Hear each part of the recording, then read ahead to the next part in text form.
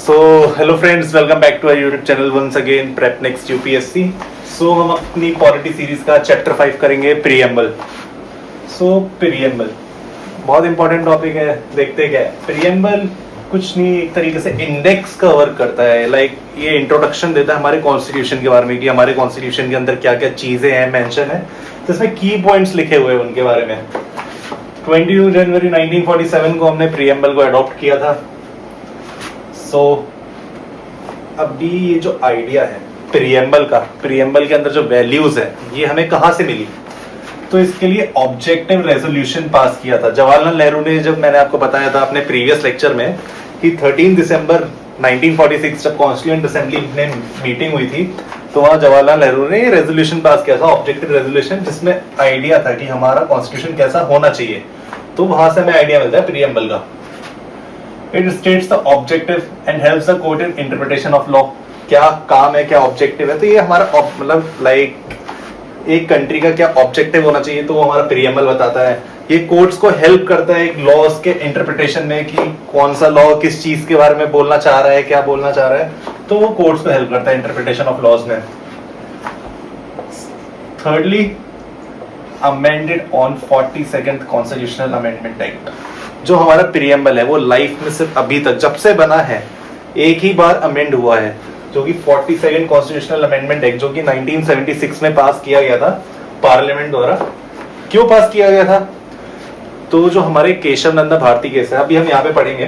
Keshav Nanda Bharti case में क्या था, प्रीएम्बल को हमने बोल दिया था कि वो पार्ट है कॉन्स्टिट्यूशन। एक डिबेट था कि प्रीएम्बल हमारा कॉन्स्टिट्यूशन का पार्ट है या नहीं है। तो बेरूबरी यूनियन केस में बोल दिया था कि नहीं, प्रीएम्बल हमारे कॉन्स्टिट्यूशन का पार्ट नहीं है। पर केशव नंदा भारती केस में बोला कि हाँ, कॉन्स्टिट्यूशन इंटीग्रल पार्ट है हमारे कॉन्स्टिट्यूशन का और उसे अमेंड भी कर सकती है पार्लियामेंट। तभी पार्लियामेंट ने कॉन्स्टिट्यूशन को अमेंड किया, 42nd कॉन्स्टिट्यूशन अमेंडमेंट एक्ट लेके आए और उसके अंदर 3 वर्ड्स ऐड किए प्रीएम्बल के अंदर, सोशलिस्ट, सेकुलर एंड इंटीग्रिटी। ये 3 वर्ड्स याद रखना गाइस, क्योंकि ये जो वर्ड्स है ना, ये स्टेट पीसीएस पूछ लेता है ऐसे वर्ड्स के ऊपर क्वेश्चन की 42nd कॉन्स्टिट्यूशनल अमेंडमेंट एक्ट से क्या क्या चीजें ऐड की गई थी प्रीएम्बल में। सेकेंडली, पर्पस क्या है, क्या पर्पस है हमारे प्रीएम्बल का? फर्स्ट, इट डिफाइंस ऑब्जेक्टिव, कि हमारी कंट्री का ऑब्जेक्टिव क्या है। तो ऑब्जेक्टिव क्या क्या है? To achieve equality, liberty, fraternity, justice. ये चीजें जो है हमारे कॉन्स्टिट्यूशन में ऑलरेडी प्रीएम्बल में मेंशन्ड है कि यह ऑब्जेक्टिव है, एक स्टेट में ये चीजें अचीव करनी है हमें। और नेचर डिफाइन करता है कि हमारा स्टेट कैसा है या कैसा होना चाहिए। तो सोवरेन होना चाहिए, सोशलिस्ट होना चाहिए, सेक्युलर होना चाहिए, डेमोक्रेटिक होना चाहिए, रिपब्लिक होना चाहिए। इन सारे वर्ड्स को अभी हम डिटेल में जानेंगे कि मतलब क्या मीनिंग है इनका। सो फर्स्ट आ जाते हैं nature of the Indian state. So nature of the Indian state का मतलब है, first point, we the people of India. We the people of India से हम क्या समझते हैं कि we the people of India का सिंपली ये मतलब है कि जो अल्टीमेट सोवरेनिटी है ना, वो इंडियन पीपल में लाई करती है।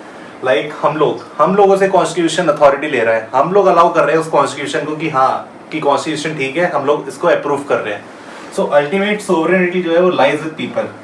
ठीक है, फिर सेकंड पॉइंट पे आते हैं, सोवरेनिटी होता क्या है। सोवरेनिटी, पहला वर्ड जो है इसका सोवरेनिटी, जो नेचर है इंडियन कॉन्स्टिट्यूशन का। सो सोवरेनिटी का मतलब है people are free to decide what kind of democracy they want, what kind of rules they want, what kind of rulers they want. So like people जो होते हैं वो फ्री होते हैं खुद का डिसीजन लेने के लिए कि उन्हें कैसी डेमोक्रेसी चाहिए, direct democracy, indirect democracy, representative democracy, representative parliamentary democracy जो इंडिया की है। सो पीपल फ्री होते हैं डिसाइड करने के लिए। सोवरेनिटी 2 टाइप्स की होती है, कौन कौन सी? External sovereignty and internal sovereignty. क्या मतलब है इसका? एक्सटर्नल सोवरेनिटी का सिंपली ये मतलब है कि इंडिया बाउंड नहीं है किसी भी और कंट्री से या फिर डर के रहने के लिए। जैसे कि एग्जांपल ले लेते हैं कॉमनवेल्थ। इंडिया अभी भी कॉमनवेल्थ का मेंबर है कि इंडिया ने अपनी जो कॉमनवेल्थ मेंबरशिप थी वो रेटिफाई कर ली थी कि कंटिन्यू करेंगे हम Commonwealth members, like as a Commonwealth member. पर ऐसा नहीं है कि अगर हम उसे कंटिन्यू कर रहे हैं तो हम किसी के परमिशन लेना पड़ेगा उसे छोड़ने से पहले, कि ब्रिटिश को बोलेंगे कि नहीं हमें मेंबर नहीं लेना, ब्रिटिश मना करेगा तो मना कर, नहीं, ऐसा नहीं है। इंडिया फ्री है, इंडिया का जब मन चाहेगा वो वहां से एग्जिट कर सकता है बिना किसी रेस्ट्रिक्शन के। यही तो उसका मतलब एक्सटर्नल सोवरेनिटी का, कि इंडिया सोवरेन है, वो अपने डिसीजन खुद से ले सकता है, किसी पे भी बाउंड होने की जरूरत नहीं है। सिमिलरली इंटरनल सोवरेनिटी, इंडिया के अंदर कुछ भी चेंजेस लाने तो उसे किसी फॉरेनर की हेल्प नहीं चाहिए। इंडिया अपने अंदर के मैटर्स को खुद देख सकता है, खुद देख लेगा कि उसको अपना डेवलपमेंट कैसे करना है, सब कुछ। तो ये दो तरीके की सोवरेनिटी हो गई, ठीक है। नेक्स्ट आते हैं सोशलिस्ट। सोशलिस्ट क्या होता है? सिंपल सी चीज़ है, दो तरीके के आइडियोलॉजीज होते हैं, एक सोशलिज्म, एक कैपिटलिज्म। सोशलिज्म के अंदर क्या होता है ना कि लाइक जो पूरा कंट्रोल होता है, डिस्ट्रीब्यूशन ऑफ रिसोर्सेज वगैरह जो होता है वो गवर्नमेंट देखती है, गवर्नमेंट के अंडर होता है मोस्टली ये सब। एंड कैपिटलिज्म में जितना भी ये सारा चीज़ होता है वो एक प्राइवेट कंपनी या लाइक बड़े बिजनेसमैन ये सारे कंट्रोल करते हैं। एक कैपिटलिस्ट कम्युनिटी या कैपिटलिस्ट क्लास उसको देखती है।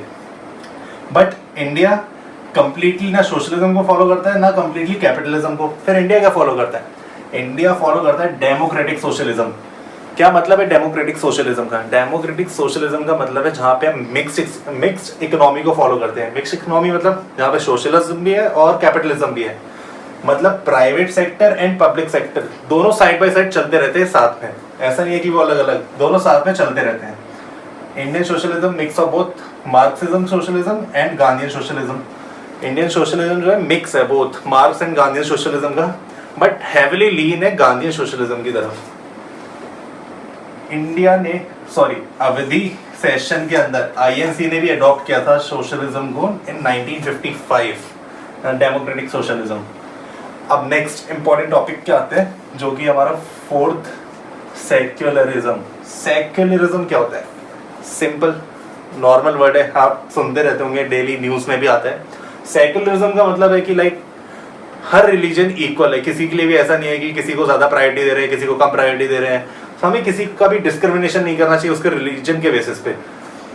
All religion have same status and support from state. एक स्टेट को गाइड करता है हमारा प्रीएम्बल, जो उसमें सेक्युलरिज्म वर्ड मेंशन है उसके अकॉर्डिंग स्टेट को किसी एक पर्टिकुलर रिलीजन को बढ़ावा नहीं देना चाहिए, सभी को सेम स्टेटस देना चाहिए, सभी को सेम सपोर्ट मिलना चाहिए गवर्नमेंट से, ठीक है। Complete separation of religion from politics. Religion से पॉलिटिक्स को हटा दीजिए, इन दोनों को एक साथ मत रखिए, नहीं तो बहुत ज़्यादा रेडिकल हो जाएगा ये एक तरीके से। रिलीजन और पॉलिटिक्स को दोनों को सेपरेट कर दीजिए। इंडियन मॉडल ऑफ सेक्युलरिज्म थोड़ा सा डिफरेंट है। कैसे? It's talk about principle distance. ये प्रिंसिपल डिस्टेंस के बारे में बात करता है। क्या मतलब है इसका? Maintain same distance from every religion. ऐसा नहीं है कि लाइक इंडियन गवर्नमेंट है तो वो हिंदुइज्म की तरफ ज़्यादा लीन है, ऐसा नहीं होना चाहिए। सभी रिलीजन से इक्वल डिस्टेंस रखना है उसको। ऐसा नहीं कि किसी पर्टिकुलर रिलीजन की तरफ ज़्यादा लीन है या फिर कुछ है, नहीं, हर रिलीजन से सेम डिस्टेंस मेंटेन करके चलना है, ठीक है। हमारी कॉन्स्टिट्यूएंट असेंबली में एक एचवी कामत नाम के लाइक कॉन्स्टिट्यूएंट असेंबली में मेंबर थे एचवी कामत। इन्होंने बोला था Indian state should not identify itself with any particular religion.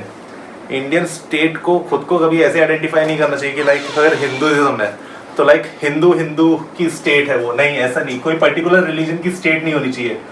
It does not mean Indian state is godless और एंटी रिलीजियस। फिर उन्होंने बोला कि ऐसा नहीं है कि इंडियन स्टेट जो है गॉडलेस है, नहीं, ऐसा नहीं है, इंडियन स्टेट गॉडलेस नहीं है, पर वो किसी पर्टिकुलर रिलीजन को बढ़ावा नहीं देता है। तो ये एचवी कामत ने कॉन्स्टिट्यूएंट असेंबली में बोला था अपने कॉन्स्टिट्यूशन के आर्टिकल 25 टू 28। वो आर्टिकल 25 टू 28 में हमें बताते हैं, it talks about religion. So religion के बारे में क्या बताते हैं? लाइक आर्टिकल 25 अगर आप पढ़ेंगे तो आर्टिकल 25 के अंदर ये क्लियरली मेंशन है like everyone is the freedom to profess, propagate, practice their religion। वो अपने हिसाब से अपने रिलीजन को प्रैक्टिस कर सकते हैं बिना किसी डिस्क्रिमिनेशन के। ये आर्टिकल 25। ऐसे 25 टू 28 में अलग अलग चीजें। 26 में रिलीजन डिनोमिनेशन के बारे में बताएं, पढ़ेंगे अभी आगे चल के। फ्रेंच सेक्युलरिज्म में क्या डिफरेंस है और इंडियन सेक्युलरिज्म में क्या डिफरेंस है? इंडिया का सेक्युलरिज्म क्या है? सब लोग इक्वल है, वो लोग अपने रिलीजन सिंबल सब डिस्प्ले कर सकते। फ्रेंच सेक्युलरिज्म बहुत स्ट्रिक्ट है। No one is allowed to display the religious symbol. किसी को अलाउड ही नहीं है। लाइक अगर वहाँ पे कोई हिंदू है तो लाइक वो अपना कोई तावीज़ वगैरह ऐसे लोग पहनते हैं, मुस्लिम में तावीज़ वगैरह हो गए, पर वहाँ पे ऐसा कुछ भी रूल नहीं है। अगर कोई ऐसा डिस्प्ले करेगा तो उसके लिए स्ट्रिक्ट पनिशमेंट्स है। तो ये था सेक्युलरिज्म के अंदर कुछ टॉपिक। अब आते हैं डेमोक्रेसी। ये डेमोक्रेसी क्या है? डेमोक्रेसी आप देखेंगे 11th 12th एनसीईआरटी हर जगह बचपन से पढ़ाया जाता है डेमोक्रेसी क्या है। So we have representative parliamentary democracy. हम लोगों की जो डेमोक्रेसी है वो रिप्रेजेंटेटिव पार्लियामेंट्री डेमोक्रेसी है। Democracy to be understood not only on political democracy. Democracy का मतलब सिर्फ ये नहीं है पॉलिटिक्स कि like right to vote, right to elect a representative, ये नहीं है सिर्फ। हमें डेमोक्रेसी, अगर पॉलिटिकल डेमोक्रेसी देख रहे हैं उसके साथ साथ हमें सोशल एंड इकोनॉमिक डेमोक्रेसी पे भी फोकस करना पड़ेगा। हाँ, हमें डेमोक्रेसी, पॉलिटिकल डेमोक्रेसी के साथ सोशल एंड इकोनॉमिक डेमोक्रेसी का भी ध्यान रखना पड़ेगा। इसी के regarding B R Ambedkar ji ने एक लाइन बोली थी, political democracy can not last long until there is a social and economic democracy as it base.